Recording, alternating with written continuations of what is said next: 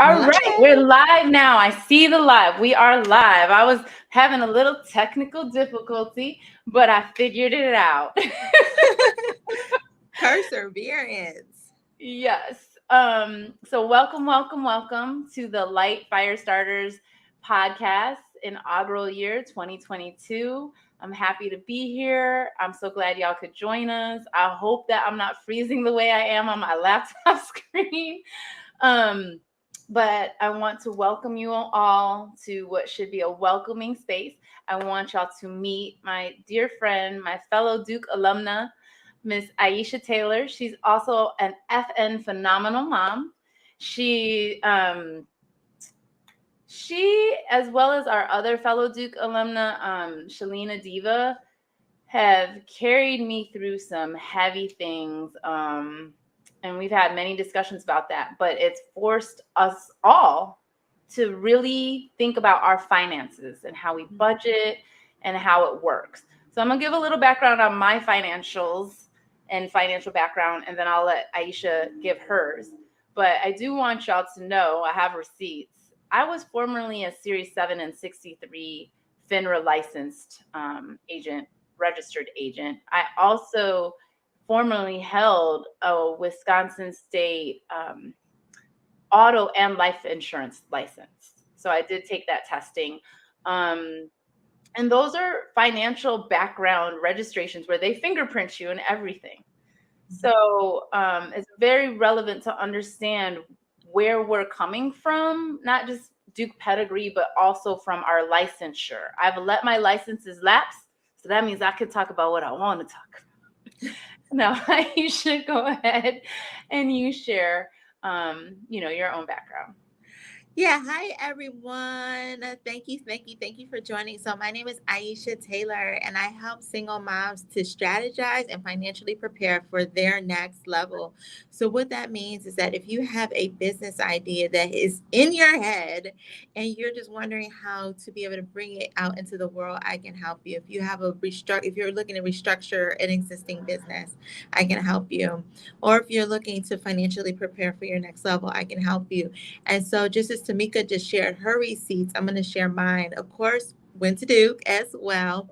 I also have an MBA in finance. And so when I was at Duke, I actually got an economics undergraduate degree as well as a public policy degree and a minor in chemistry. I love school. And so then when I went to the University of Michigan, got my MBA in finance and also my master's of health services administration. Went on to work in corporate finance for a number of years where I did mergers and acquisitions, licensing deals. I managed a $1 billion with a B dollar purchasing budget. And I also did restructuring, was a part of a team to restructure a major government organization. I was also actually, I was the lead person in a $100 million restructuring deal. The particular department was losing about $100 million a year. And I actually was the one who created the strategic plan and built the team and developed the financial model to bring that $100 million loss to a $30 million profit.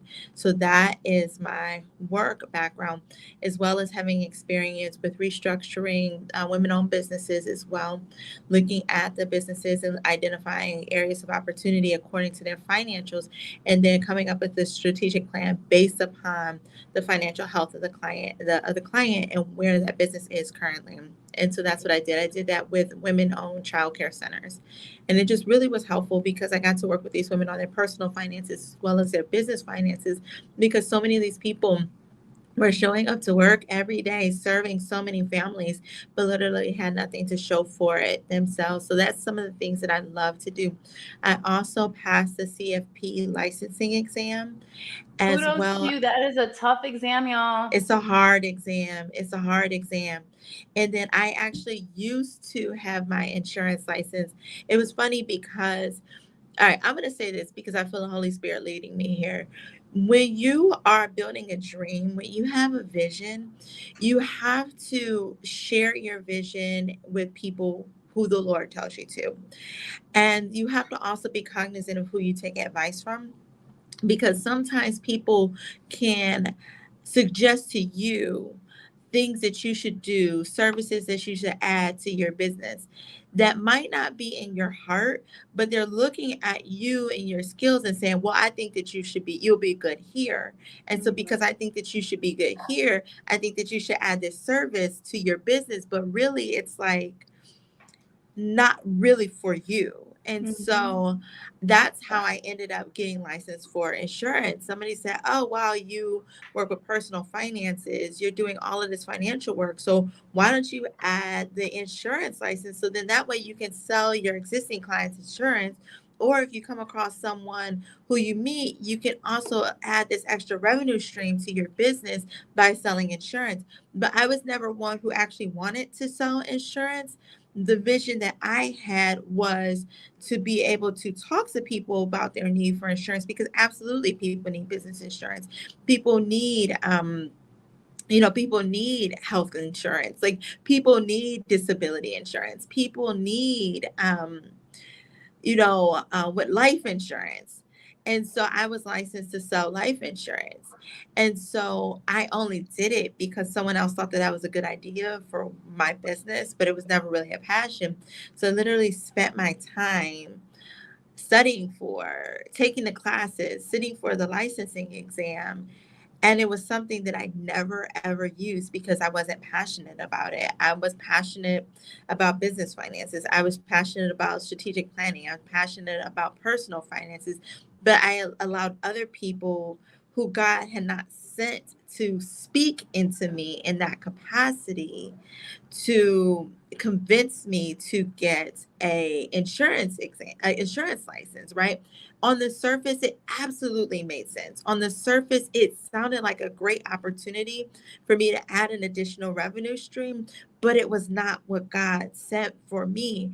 And it's so interesting that when it was time for when my insurance license was coming up for renewal, I actually decided not to renew it because I said, this isn't for me. And it was actually a very hard decision because it made a lot of sense on the surface, but I had to go into the core of who I am and what I'm called to do and realize that that wasn't my mission. And Yeah. instead of like trying to hold on to it because I spent that time getting it, I actually let it lapse and then spoke to someone else and said, you know what, I'm still really passionate about people, especially single moms. Like, single moms, you need life insurance, you need your guardianship papers together, you need all of that. You need your estate planning documents, you need all of it. But for me, it made more sense to be able to refer people to someone who I trusted, who that Mhm. was their passion, and that way I can stay in my lane with my passions. Oh, I appreciate that so much. And that makes absolute sense. So for me, I have to admit, I I was just hustling. I'm more spiritual than religious, but I am religious as well. And so what I found myself doing is searching. And that's why I love following Shalina. I love following Aisha. And we talk about how much we love these different motivational speakers, these different coaches. And I found that I felt like I was just chasing my tail, trying to pay bills, primarily like legal bills, and I got my insurance license when I was in Wisconsin, and I was working in long-term care as the admissions and marketing manager for a major provider. And I met someone who was like, I think you'd be good at this. And I was like, you think so? And I tried it. And I had tried to get my license in Illinois before, but life just kept getting in the way. I let my family, to Aisha's point, I let my family and the things going on with them tug at me and pull me away from what I want to do and what I'm passionate about. And ultimately, like leaving investment banking, that was when my first wedding engagement, marital engagement, blew up in my face. My therapist at the time said, it was, Tamika, that was like your perfect storm. And it was just like my parents kept fighting, and every time they'd start fighting, I try to help them, but then my relationship would start falling apart, but theirs would get stronger. And I'd just be like, I don't want to deal with none of y'all. Try to run away and hide. And they'd be like, come back home. And I'm like, for what? To watch y'all fight. And it just turned into this constant cycle of like me being a fixer. And I was like, when I moved to Milwaukee, I said, I don't want to deal with it anymore. I'm going to focus on me and my child. And unfortunately, my daughter's father said he was on board. But then 5 months into 6 months of trying to establish residency, he hit me with legal paperwork. So then I'm in a scramble in a new job, and I'm faced with all these decisions and bills and like a variable cost that I have little to no control over, it felt like. Mhm. So for me, I had to get a lot better at honing on what's best for Tamika, and what will help me and my family, and what will make me happy. And then as I was hoping to come to a close with some of the litigation, I still knew I was going to end up with bills at the end of a petition for a change to our parenting plan, whatever. Illinois has weird, not what people think of as far as terminology. And so in my head, I was like, who knows how this is going to play out? What if he appeals, which he did, and he did not win. I won that.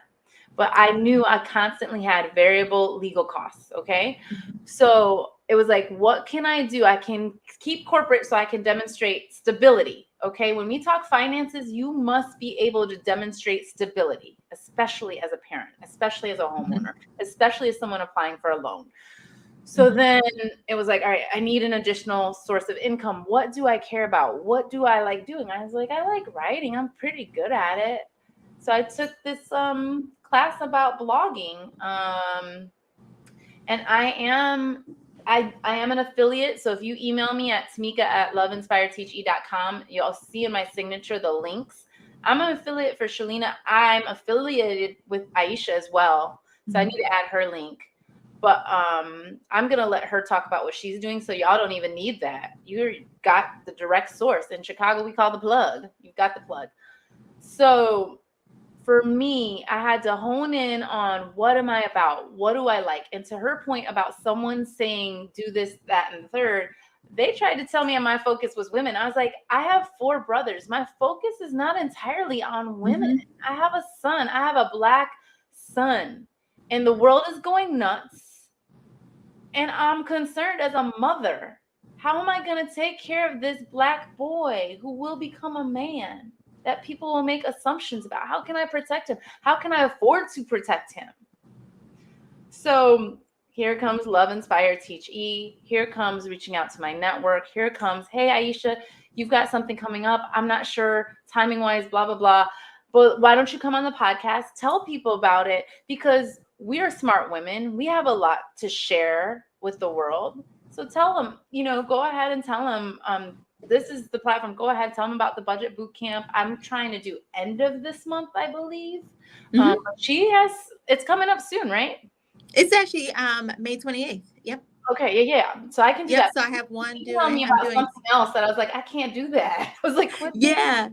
And it was so funny because you were actually one of the reasons it was so funny because when I created the budget boot camp, so I at first did it on Thursday, but there was just like something in my spirit was just like, I need to offer this twice, and once being on a Saturday, because normally I use Saturdays to be with my kids. And it just seems like there's like always something going on a Saturday.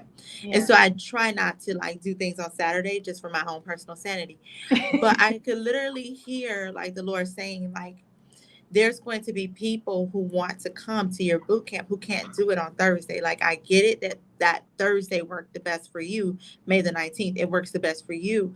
But there's going to be people who can only make it if it's on a Saturday. And so it was you and it was another woman who was just like, I like it, but like this day of the week really isn't working. I'm just like, okay, I hear you, Lord. I'm going to add in a Saturday, like, even though like that's not when I typically prefer to teach. Thank you. Because like when we do things, I think that when we have a purpose-based business, and what you do as well, Tamika, like, I think one of the hardest parts of being an entrepreneur is to realize that it's not about us. And sometimes we can hear like things like, "Will you base your business around your own convenience?" And that is true to a certain extent to be able to maintain boundaries and not burn out, right? Mhm. But but I think that before all, I always have to listen to the Holy Spirit and how He guides me. And sometimes the things that He leads me to do are not convenient. Like when I did the Single Mom Summit, which by the way, Tamika's affiliate is an affiliate of I it. sponsored some people Yeah, somehow, she some sponsored some way. people with the replay, which was a huge blessing to those women because they couldn't afford the replay, and you sponsored it and allowed those people, those two women, to be able to get it. But the Lord told me, He said, suspend everything that you're doing in the month of March and interview all these people, which ended up becoming the summit. And I was just like, Lord, I'm a single mom. Like, I have two kids, I pay for private school. Like your math ain't math, and like to have me just to spend everything like that I'm doing to record this summit. But then I realized as I started to listen to the testimonials that that wasn't about me, that wasn't about my convenience, that was not about my plan.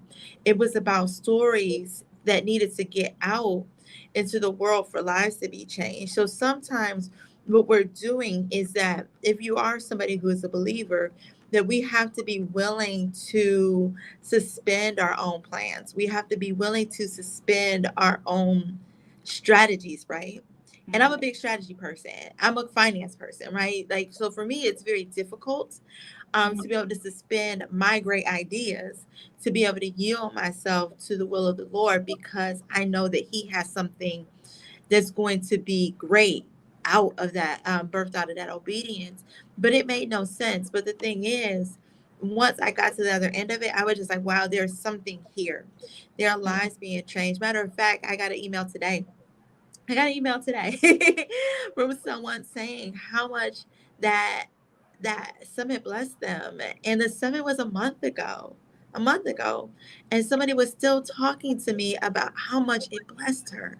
And Yeah. that to me made everything worthwhile. And the beautiful thing about it is that the Lord provided. Like what I was worried about was going to happen or what I was going to miss in that month by suspending everything, like the way He just made things work in a way that made no sense. It Mhm. just showed me that when you walk in the ways of the Lord, it's okay. Sometimes it's scary, but we have to allow ourselves to walk in faith. And I think that that's a big part of entrepreneurship. And even when I'm working with single moms on turning their ideas into income and really launching their ideas, that's one of the things that we have to be able to stand firm on. Because when we're doing something that's bigger than us, that's greater than us, or will eventually allow us to reclaim our time by exiting our jobs, like it's going to be scary at times. There's going to be times when the strategy doesn't make sense. There's going to be times where we can't walk according to our own convenience, but there's a greater purpose and plan for everything that He has called us to do. Yeah.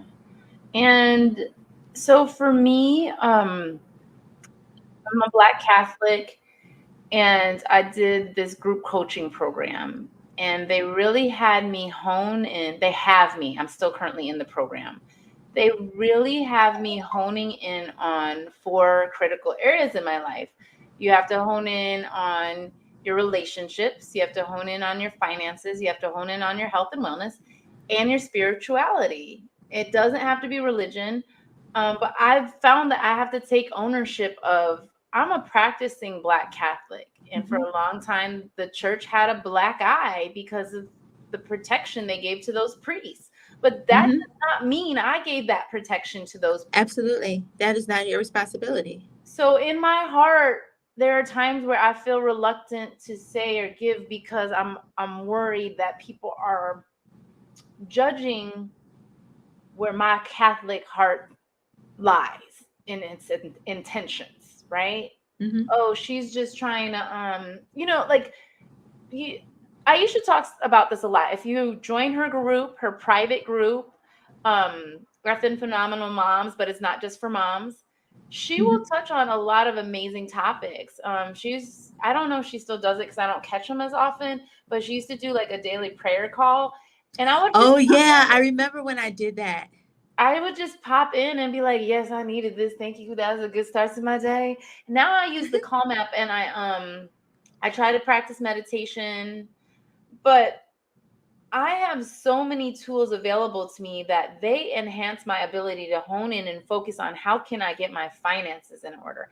How Mhm. can I maximize what me and my children can do? We got to go to the free days at the Chicago museums. We have to go to the library to pick up the passes, the museum passes that are available there. We have to have good attendance so we get the little coupon for attendance. So Mhm. these are the types of things that when Or Aisha, summer reading program. mhm, when Aisha holds her summit, we'll talk about the things. And these are things that I think I'm going to assume because I didn't ask her beforehand. But I think these are things that our parents did for us or that we grew up doing because my grandmother was a teacher in the Joliet public school systems for like 30 years. And she did work at a now closed or renamed parochial school in Chicago in the South Shore area. But watching my grandmother as a teacher always bargain, budget, be resourceful, really taught me a lot. And it taught my mom a lot too. Oh, this is Lisa Nichols group calling me when I'm having my podcast. That's hilarious to me.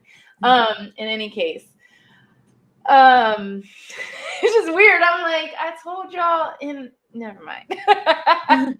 um, but for us as parents, for us as human beings, for us as Black people, people of color, because I'm Black and Asian, we are all in this pandemic space. Because I said in the description we were going to talk about pandemic budgeting and Mhm. finances, and this pandemic has really changed how we approach things, how we think Mhm. about things. I used to work for a telecom company, and people cut the cord.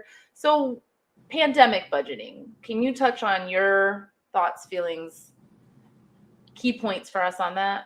Yeah, it's so funny. I was actually just talking to someone earlier today about the pandemic and how there's different things that are happening like in the broader environment that are like Mhm. pivot points and shifts for us Mhm. where we just can't do anything the same. And so I was talking about inflation and gas prices. And so many people right now are reevaluating their budget because inflation, like if you look at it right now, if you paid $100 for something before, it's like almost like $109, $108. Mhm. And because of how much inflation is and how rapid it is. And so if you just extend that, like I think inflation is somewhere now between like 8 and 8.5%. It's insane. And so if you look at gas prices have doubled. And so I have been having conversations. At first, I was just wondering if it was just people like, who might have been living paycheck to paycheck or, who are on like a very fixed budget, right? Because I know for me, it was these gas prices were like hitting hard. I would just like, just the other day, it cost me more for a half tank than Mhm. it did for me when I used to fill up my tank. A half tank costs more than what I used to be able to fill up my whole tank for. And I was just like, this cannot just be hitting me. Like, I cannot be the only one feeling the pinch. I can't be the only one reevaluating what it is that I spend money on. And so that ended up becoming the motivation for me to start to create the budget boot camp because I knew that I could not have been alone. And so I would have conversations with other moms and they were feeling the pinch too in terms of inflation and gas prices across all income levels. I talked to upper middle class moms and they were reevaluating how they spent their money and what it was that they were doing. It was just on a different scale, but everybody was having the same conversations. Everybody was having the same conversations. And so as I thought about it, I'm like, this is a great time to bring back the budget boot camp Mhm. because for people who were budgeting before, that budget no longer works for them. If they made that budget in the last year and a half, that budget no longer works for them if they haven't updated it. And then the thing is, it's like, and did you actually create a budget or is it something that allows you to make progress on your goals and the things that matter to you? Because a budget should really be the guide for your household, but it should also encompass the things that you want to be able to do in life, right? So if Mhm. you want to be able to repay debt, that needs to be a part of your budget. If you want to be able to go on vacation, that needs to be a part of your budget. If you want to be able to make a splurge, that needs to go on your budget. If you want to have your kids in lots of different activities, that needs to be a part of your budget. So your budget should represent what you want your lifestyle to be. And the But do dollar you should be able think, to support that.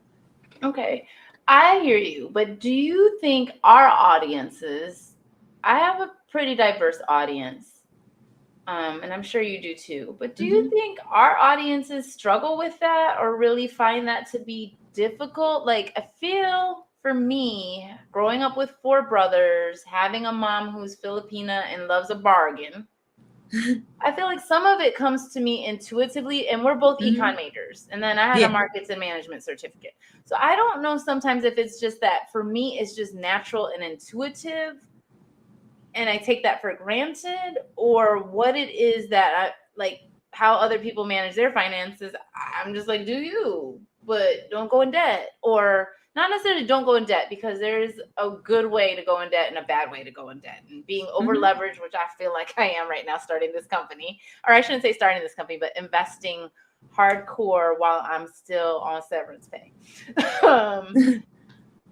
I just feel like our audience maybe is very confident and comfortable in what they do, but how do we push them to reevaluate that? I think that I think there's one piece of budgeting that a lot of people don't really talk about, because to me, I'm just like, you know what? If you're college educated, if you're Duke educated, you should be able to do, right, your Right, but we expenses and think your that they're income, gonna right? forgive the debt, right? Is that what we're banking on? No, you should not be banking on that at all. Everything that I see, I don't think you should be banking on that. But the thing is, I think that people underestimate the behavioral component of it. I think that people underestimate the trauma focus of it. I think that people underestimate the keeping up the Jones pieces of the conversation. And I think that that part is very, very, very serious. And so, one of the things that I've noticed as well is that how people are raised impacts how they manage their money. So, you're able to manage your money in a certain way because of the fact that you've had the upbringing that you've had. But I was actually working with a client before who his mom, he's a college educated guy, but his mom was someone who, whenever she got paid, she blew money. And that impacted his ability to be actually stable in his own household growing up. So when he became an adult, he repeated the same behaviors, and he was constantly faced with eviction notices. He was also faced with, light bill cutoff notices and all those other things that would result in a destabilized household, because that's what he grew up with, because he had no comprehension on what it means to actually budget because of what he saw growing up.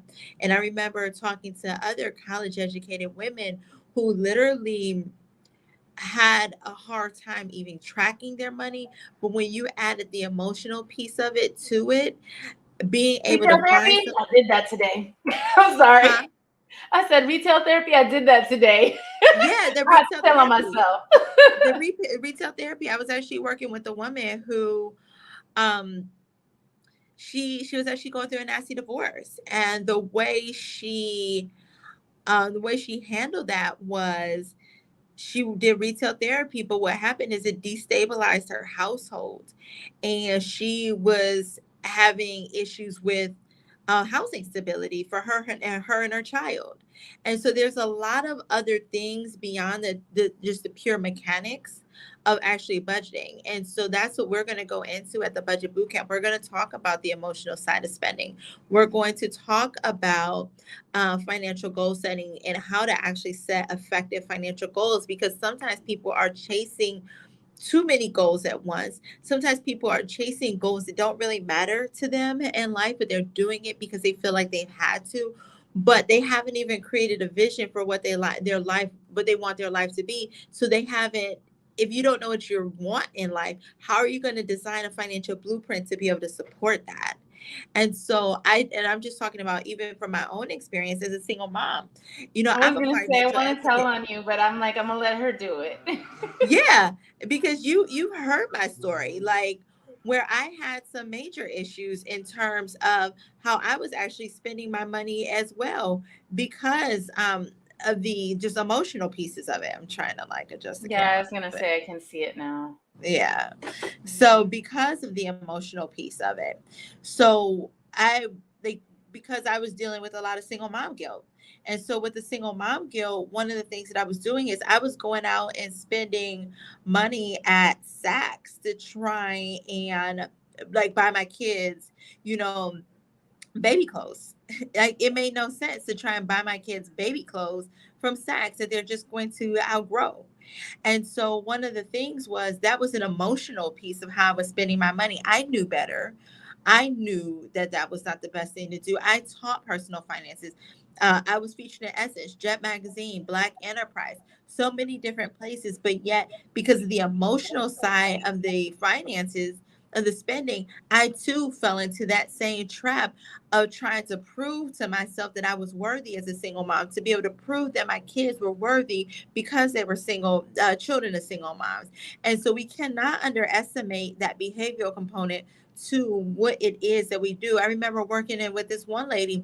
She could not figure out why her math wasn't working at the end of the month. And it turned out that she was going to Target like every single day. And I'm like, well, why are you going to Target every single day? And she said, well, I just drive past it. And so I just feel the need to actually stop because I'm driving past it. And I'm like, well, I'm like, is that the only route that you can take home? And she said no. And I'm like, well, drive another route. If like the visual cue of seeing Target triggers you to be able to pull over and get a giant shopping cart and just walk up and down the aisles, then what you can do is when you actually need to go to Target, don't get a shopping cart, get a handbag. Like, I don't think do they have hand baskets? I don't think I've seen one They there. do. They have Do those they? rolly baskets sometimes. Okay, yeah. So do that Mhm. or take a different route, right? And only go when it's planned. And so there's different spending triggers that exist in our lives, be it emotional, be it family, be it time wise, be it you just having to see it. And so until you understand those things, as well as the genealogy, I call it the genealogy of spending, which means what you've seen growing up, until you can address it from a holistic perspective, you're always going to be chasing your tail because it is easy. I mean, maybe it's because I'm good at math, but I think it's easy to sit down and create a budget, right? It doesn't mean that it's a good budget. It does not mean that it works for your situation. It does not mean that it makes sense for you. It does not even mean that it's going to work, but it exists. And so there's other things that go into place to create something that exists. And what a lot of people also don't recognize is the link between having healthy financial habits and your ability to work on your purpose. You've heard both Tamika and myself talk about how we're entrepreneurs. We've talked about the investments, right, that we have to make in our businesses in order to help it grow, right? But the thing is, most people are their primary investors. And so how if you plan to start a business, then you need a budget because you're going to have to put in business startup costs and that. Otherwise, you're going to be in a situation where you're taking money from your household to reinvest it into your business, which can eventually destabilize your finances. So you have to be aware of what your goals are. You have to be aware of what your responsibilities are. You have to be aware of where you want to go. So that way you're managing your money in a way that supports your life. And so getting back to the pandemic, like I was having a conversation with a friend of mine, actually earlier today. And I was just like, the pandemic and inflation has really been a tipping point for a lot of people. It's been showing them that the life that they had is just not sustainable. It's not, it's not sustainable long term. I've seen so many women who had a chance to work from home. Yes, like working from home with kids, trying to do the homeschool is very challenging, right? At the same time, Very. it allows so many people to be able to spend more time with their children than they have ever had and really get to know their children, rebuild relationships with their children because in the school day, it's the teachers and their friends that spend most of the time with them. So who was it that's influenced your children? And so when people have had a chance to be able to taste what it's like to be able to spend that time with their children, some people wanted to run back to work, but a lot of people wanted to actually stay there and figure out how they can do more of that. When people had a chance to actually rest and not have to be on the road fighting traffic all day, every day, dealing with the nasty corporate politics. Then so many people were like, wait a second, there's more to life. There's more to the dream or to this thing that I have been sold. And so maybe I do get to determine what it is that matters to me. Maybe I do get to determine how I want to live my life. Maybe that idea that's been in the back of my head, maybe it's time to be able to bring this into reality. But the thing is, how can you be in a creative space? How can you be in a true space to be able to do that when you have all of this financial stress in the back of your head? Because I can tell you from personal experience that when I was stressed, like money stress to me, I end up worrying about self-reliance. I'm looking around at what everybody else is doing. I'm looking around at the trends and I'm just like, I'm going to do that. And it doesn't work for me because I'm not being authentic. I'm not walking in my gifts. I'm looking at what other people are doing and I'm trying to mimic that because I'm looking at what works instead of being able to take a step back and say, what is it that I'm called to do? What is it that I'm purposed to do? What is it that feels good to me? Because I'm making decisions about my bank account. I'm making decisions. This is why Oh, I lost her. I'm sorry. I lost you for a hot second. I was doing something, trying to add these things about being authentic as a banner, trying to add that in there. Oh, Okay. it's so yeah. So it's just I really feel like now is a time for people to really begin to evaluate their situations and circumstances to see if it works, to see if it makes sense, or if now is the time to do something different. Because like you can't cut your way into financial freedom. Eventually you're going to have to earn more money. Like deprivation is not the way to live. And so when you start to build a budget based upon the things that feel good to you, that are authentic to you, that work for you. That's And really intriguing to me. So, can I just ask, because I don't always necessarily feel like I'm being authentic to myself right now. Like, I'm a much more a free spirit. I'm much more like laid back, low key, but I present a certain way.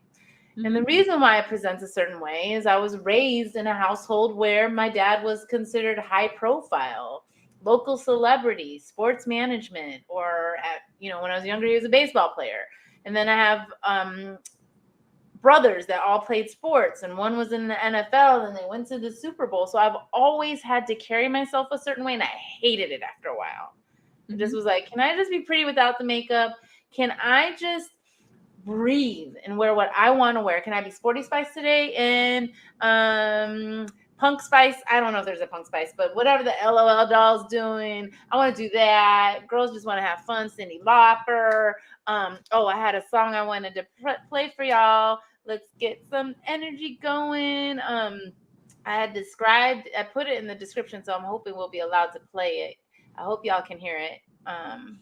But I am totally now in love with this song. And we got 1 second, the commercial will be done. Because I'm sorry, I didn't figure out how to. I should have teed it up earlier. Can you hear it though, Aisha? Could you hear the commercial part when it was playing? Mm-mm. Oh man, I hope it works. We'll see. But I will disclose, technically it's a stripper song. You know what? I think I'm really taxing my Wi-Fi right now because it's like spinning super slow. But I wanted to play for y'all Lotto, Sunshine. Her song Sunshine on Me, Sunshine. I can't sing, y'all. I have to practice it. I don't know all the words very well to speak proper English and not Ebonics or codes. Got to code switch properly. But basically, she talks about how she feels used and pimped by other people, and that she's going to pray for her enemies because they just slept on her couch and used her and, in a sense, hurt her. And that's how it was growing up. Can you hear it now by chance? It keeps stopping. It's because I think I'm doing too much with my internet. I can hear it a little bit. Yeah, it's because my internet's not stable. I'm doing way too much. I got that phone, this laptop, and the kids probably have all their stuff. up. So I'm just gonna quit on that and leave that alone. But look it up. Unfortunately, it is a stripper song, but we're grown. I'm in my 40s. I can like a stripper song, but not be a stripper. Um, and like I grew up around boys and brothers, and like the way we think about stuff is so different than others. I was like, I just like the song. Then I watch the Right. video, and I'm like, that's a lot. Like you can like the song and not want to hit the pole. Like that's okay. But some people want to hit the pole because it's a good workout for your core. There used Right. to be It this is. company called Flirty Girl Fitness here in Chicago to talk about women-owned businesses and supporting and success, and it failed. And it failed because those women who had lots of money mismanaged it somehow. But it's a great concept. So then when I go to my alderman's office, I see this some about it, some kind of inferno. I was like, I need to be there to do that workout. Let me see what they talking about. And I'm thinking about it because I had this conversation with my DJ friend. Shout out to DJ Craig Elliott. I had to explain to him people in Chicago, because Chicago's this big little city. You lived in Chicago for a little while, right? I just used to visit all the time. Okay. So Chicago's this big little city, and people like to label you, right? And people call me crazy. I'm like, you can call me whatever the heck you want when you're not in my face. If you're in my face, I have some rules and specifications, but that's a personal preference of what you want to call me. But when you see me, I might say, call me Ms. Williams if you're nasty. I'm just saying, like, respect me and who I am and what I've been through. I'm part of the Me Too movement. My first husband put hands on me and it threw me off because I was like, this feels like out of body experience. So I'm over here thinking to myself, you know, women can create these businesses. We can get on this pole, but we can't manage the finances. We're not doing it right. We're too concerned about what? Why did that business go wrong? It shouldn't have went wrong. And I it think some I think that sometimes what people don't understand is that how you manage your personal finances is generally how you're going to manage your business finances. And so if you don't understand, and then people are also intimidated by finances. And so I think that that's a problem as well because there's a lot of people there's about four different types of money mindsets. I'm not going to go into it. I go into it in the boot camp. okay. But there's one type of money mindset where effectively essentially you put your head in the sand kind of like an ostrich. You know how ostriches sleep with their like heads like in the ground?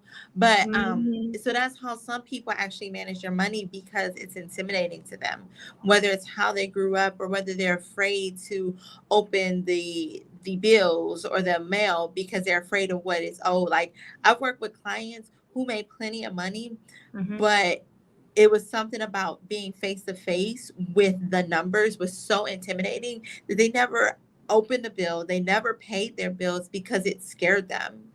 And so there's a whole there Weird. like when you talk about money mindset, like it's a lot. I actually worked with a client who had a profitable business and shut her business down because she did not trust herself with money. She was like making that extra money actually was very triggering to her and it scared her because Shout she out did to not Ty. trust Thank you for herself. watching. Sorry, just got to give people credit. Hey, Bruce. Oh, a fellow Duke alum. I'm sorry. Hey, We got Bruce. to get them sharing for us, you know? Anyhow, go ahead. Yeah, so she shut down her whole business because she didn't trust herself with money. And so you have that piece of it. And so then you have another piece of it where sometimes people don't even know what they don't know because as a business owner, you're like the talent, you're the creative. And so if you don't have that money background, that Mhm. finance background, then it's going to be very difficult for you to be able to keep up with the things that you need to keep up, making sure you're reinvesting in what you need to reinvest in, making sure you're paying for what you need to be able to pay for, making sure that you understand how to price your products and services properly so you actually have money coming back in. And Mhm. so, and if people don't know that, then they might not even know that they can hire a CPA to be able to manage your books and how important that is. But do you And so really if you, trust them to do that? Because okay, here's my problem. My taxes due. My taxes, my first business taxes, I kept getting distracted by family stuff. I am gonna own and accept that I let family stuff get in the way. But my current taxes, my CPA accountant, I was like, I told you I had a pass through business. I told you my LLC was set up this way, but I'm so busy trying to keep up with other things that I'm relying on my CPA to do it all for me. And like, whose fault is that? You know, it sucks because as a business owner, it comes back on you. But the thing is, that's why it's important to, it sucks that you had to find out the hard way that that's not your CPA. Right? But But she still like, is though, because she be giving me breaks and I'd be like, October? I was like, yes, I like you still. But I sure did ask Treely, my old neighbor, you up next. I'm dead serious. I was like, I can't have these notices from IRS keep coming. I'm like, the hell is this? You know? right. You need to be able to find, oh, who was it? I think it was Bill Cosby said you always sign your own checks Mm-hmm. because somebody was doing something crazy with his money. And then we just saw something about Steve Harvey. Steve Oh yeah, what Harvey, happened too? I didn't hear he that. was, huh? I said I didn't hear about this. Tell me. Give me the dirt. I think it was Steve Harvey. He was dropping some nuggets on how he got scammed by his CPA and tax preparer and then what he learned is that you never write checks to the tax preparer or the CPA. You always write your checks to the IRS because he thought he was paying his taxes all this time. And then it comes out that he was behind on his taxes because the IRS never got his money because the guy managing his money was taking his money. So But you do have to those be people get held accountable though? So when that Oh yeah, happens, that's fraud. Like that's fraud. okay, That's fraud. Like that's the okay, jailable offense. Like you can't do that. okay. And then also as a CPA, like you have a fiduciary duty to your client. So like you Hmm. just can't do that. Hmm. Um, but you Oh, have can to we be able talk to vet about people. before you go deeper into that? Can we talk about fiduciary responsibility just right quick? Only because I'm having an issue with my HOA. And the current board president, lived here about 15 years, and I feel he's abusing his power. To your point about it's not fraud in this case, but he's managing the community as his personal playground. And I'm over here going to the alderman's office like I asked to be on the board. There's a vacancy. I was the first person to ask. I'm more senior than the person he recruited. I don't know what else to do, you know? So when it You comes might to need to get on. fiduciary responsibility, I was like, I'm about to get a trial attorney. I talked to my real estate lawyer who helped me with my purchase, and I was like, I'm at a loss because I don't like going to court, but I will have to come up with trial retainer money because I'm tired of dealing with this. I think that that might be your best option. Like, talk to a lawyer and figure out what you can do because really the fiduciary really just means you have to perform the services and manage whatever you're responsible with for the benefit of your client. And Mm-hmm. so he you would have to prove that he's not doing it for the good of the HOA. So He's very conservative with funds because, like you, he has children in private school and gymnastics. But my point is, I have young children about the same age as his, and our metal is rusting and deteriorating. And I messed up some good heels and almost tripped and hurt myself off a rusted step. yeah, he should be responsible to make sure that that stuff gets fixed. But I've had to yeah, ask them like over the past 2 years to get it fixed. Since before I moved in, I've been like, and you guys have a plan for that? And they're like, yes, we sure do. And then I get here, I'm like, what happened to phase 4, 3, whatever, 3, 4 you're on? They're like, we might need more money. yeah, you might need to see what you can do with the trial attorney, Okay. um, Okay. Because or I was look at your really like, dues. the hell I is mean, look going at your on? terms. Yeah, I don't know. I don't I don't know. know either. I'd be like, I went to Duke, but I can't figure this out. But you bring up a good point in terms of money management, though, because if you were responsible for that, you would need to have a like. It sounds like the HOA is responsible for it, but for the people who are watching, who are homeowners, you need to make sure you have some money saved up to be Mhm. able to come up with some of these unexpected expenses. And get this: if you have an HOA, you still need to have money saved up because of those. What I forget what the name of those things are called. You know, Unanticipated costs. the special, what are they called? Special levies? Assessments. No, I can Yes. tell you because I'm a condo owner. Special assessments. I get hit with one in the pandemic, less than a year after I moved in. And on top of that, the reserves. And just so y'all know, I did this intentionally. I was on a budget, a tight budget. So I knew, and I was like, if I need to get on the board, I will. But they kind of bamboozled me with this phases of projects. So the reserves must be healthy if you're purchasing a condo. Make sure your reserves are healthy. Hmm. Make sure that the bylaws and the HOA is strong and the property management is strong. What happened to me during the pandemic, they switched from, I can't remember what version of property management we had, but they switched to bookkeeping only. So now we're self-managed. And I'm like, we are not well self-managed. There is a fiduciary problem, which I raised to them this morning. And that's why, again, I had to go to my alderman. I've called the city of Chicago about my porch because Chicago had porches collapsing on people. Okay, it's a real problem in the city of Chicago. And I don't want to be that person, but they're pushing me into a corner, I feel. And Aisha knows, she talks a lot about workplace bullying. I want y'all to understand she's very knowledgeable. I feel in some ways discriminated against, not bullied because I've been through too much for that, but I do feel discriminated against. So Yeah, and document everything. I Document do. everything. Like I used to I used to have a condo myself. I was fortunate because the HOA was very strong and the property manager was strong and the reserves were solid. So I never had to deal with a special assessment during all the years that I was there. But make sure if you own a property, whether it's a condo or whether it's a home, to have money set aside to be able to deal with those things. Because especially with a condo, like when you get a special assessment, you don't have much time to be able to come up with the money. And so, and even if you're a homeowner, like if you need a new roof, you need a new roof. Like if you don't get the roof fixed, That's like it can another destroy issue your I house. have.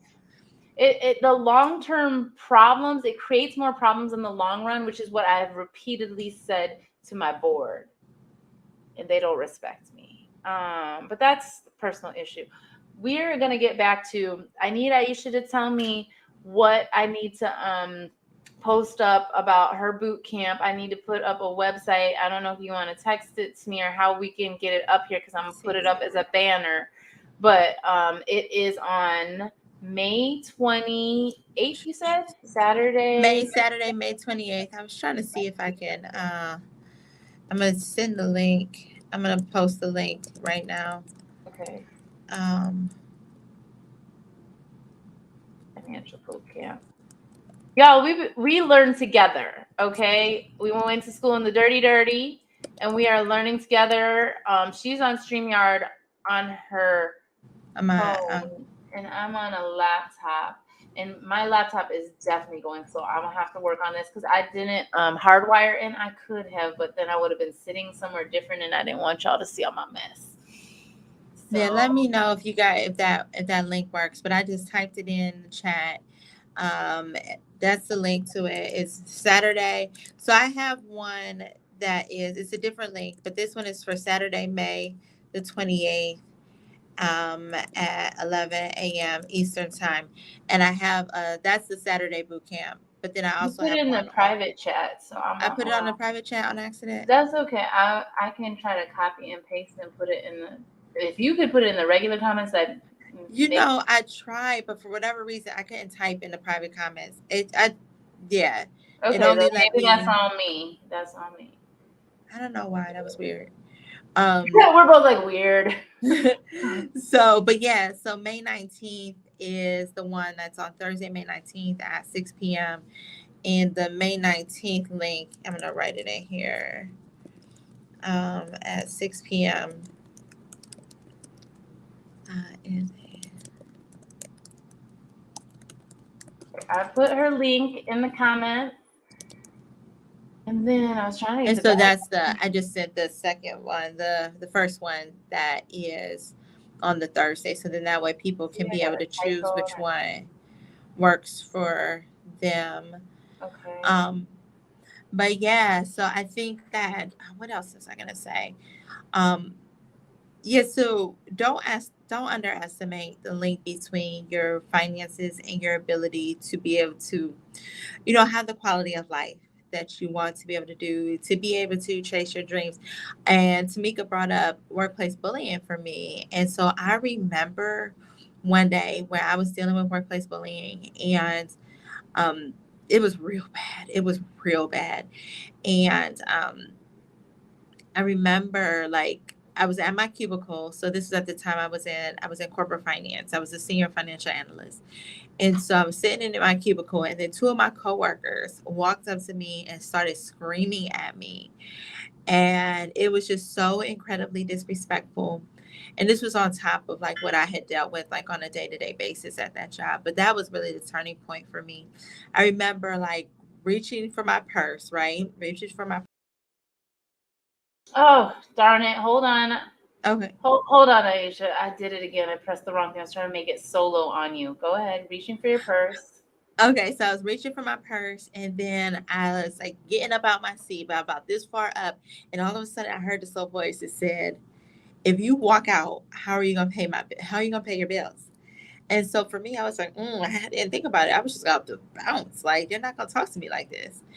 And I remember just making a decision in that moment to never have to make a decision to trade my self worth and self respect for a paycheck ever again. And at that point, what I decided to do was to get really focused on how I spent my money. I began to get really focused on how I spent my time because time is finite. Like people think that they have unlimited time, but you don't. No one knows how long we're going to be alive, right? It's just the truth. So we can live and maximize each day because tomorrow's not promised. We pray for tomorrow, but it's not promised. And so we maximize each day. And so that's what I started to do. I started to maximize each day, look at how I spent my time, got very frugal with how I spent my time, cut back on a lot of things so that way I can pour my time into building my business. And I had to manage my money in a way where I had the ability to be able to reinvest in the things that I needed to be able to reinvest in my business, and also make sure that I was able to manage my money in a way that allowed me to maintain my household, but still allow me to have certain peace as well. Because at that point, I knew that where I was at was no longer sustainable for me. It was impacting my health. I was being disrespected on a day to day basis. And then I had two grown people come start screaming at me, and I'm grown. Like that was just the final straw for me. And so I realized that I had to get laser focused on my time and my money if I was going to have the space and the capacity that I needed to be able to build my dream. And I think a Okay. lot of people don't understand that. Like there's such a link between how you spend your time, how you spend your money, and your ability to have that type of excess capacity to be able to build your dream. Agreed. It's critical to understand that. And we have 2 minutes to close. I don't know if she has cushion time. I definitely do. My kids are with their dads, their respective dads. But just in closing, I didn't do a ton of sponsorship tonight. I just didn't feel like it. And honestly, I do have prizes. So if you did not go to YouTube and you did not go to the Facebook business page, you will not be getting a prize from me. And what I posted this morning is that I went to Starbucks. And when I did the broadcast at the Bronzeville Podcast Studio, they said y'all want cash money. I don't do cash money. I do gift cards. I did pick up 3 $5 gift cards, $5 holla. So I will select a winner for that. And So, Aisha, side note, do you remember when $5 used to get you a quarter tank of gas? You remember how long ago that was? Used to give your friend $5 to take you yes, somewhere. $5. I got 5 on it, So Aisha gets to pick somebody. I get to pick somebody, and I'm keeping this for myself. I decided I deserve a gift. I'm gonna let Aisha pick a gift too. I got lots of goodies in this house, so I don't know what she needs, but I did pick a cold one. I have gifts for kids, but I want to thank Aisha for being a part of my podcast, for helping me learn this. I'm new to this, y'all. Can you tell? I hope not. I hope you can't But tell. did you have fun? I had a lot of fun. I love talking with Aisha. I love talking with my fellow Duke alum. I have friends that are asking me to come out in these scary streets of Chirac, because yes, I'm calling it Chirac, even though I didn't want to.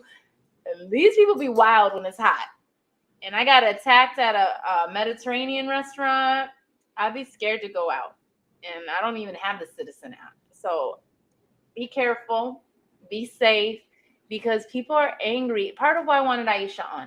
People are angry about their finances. They're angry about the job situation. They're angry that they are grinding so hard. And they call this the great resignation because people think it's going to be better as an entrepreneur and a business owner. It takes time to build. Aisha will touch on this in her boot camp, but she also talks about feeling like she left without a plan and too early. Because I've heard her speak before, because I was at her summit, popping in and out. I was doing a lot, but I Yeah, wanted to I love left on because of her. workplace bullying. My doctor told me I needed to leave. I would have stayed at my job a lot longer and to be able to build up my financial reserves more than I did, but I had to But leave for mental health health reasons. isn't just as important. So kudos to your doctor. Y'all know I'm a mental health advocate. I had to be. I started off going privately, paying out of pocket. I was like, this is too expensive. I have insurance. I went ahead and went that road. I've been an admissions and marketing manager in the healthcare space. And I was hesitant because we were moving towards EMR, electronic medical record. However, you can't function if your mind isn't clear, if you don't feel loved and supported. And when Aisha was saying something to me about, oh, thank you, da, da, da, and I was like, girl, lady, woman, you are all these wonderful, beautiful things. I remember what it felt like when I'm in Walmart. Like, I don't know if I can afford this for my kid. And my girlfriend, who's a social worker, drove up and had gone to like the second chance place and brought me some things I needed. And I was like, I'm too smart. I'm too grown to be in this position. How did I get here? And I don't want any of you guys, so bear with me because I don't like to mess up makeup. I don't want any of y'all to feel that way. And Shalina talks about it too. We can go to Wick and eat all the lobster we want, but I didn't want to be on it forever. Right.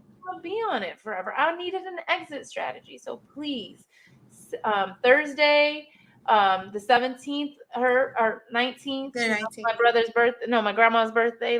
Momo's birthday is the 19th. That's why I told Aisha, I was like, I don't think I can do that.